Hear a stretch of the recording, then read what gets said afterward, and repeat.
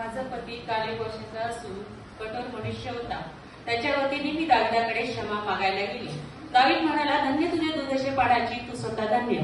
आज मी रक्तपात करण्यापासून सूड उगवण्यापासून आवरलेला आहे. वास्तविक इस्रायलाचा देव परमेश्वर याने तुला उपद्रवे करण्यापासून आवरलेला आहे. वळपा पाहुणे कोण?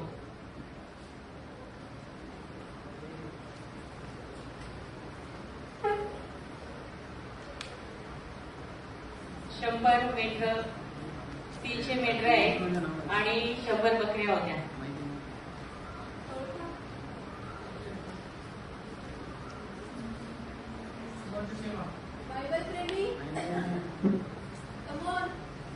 दुसरे इतिहास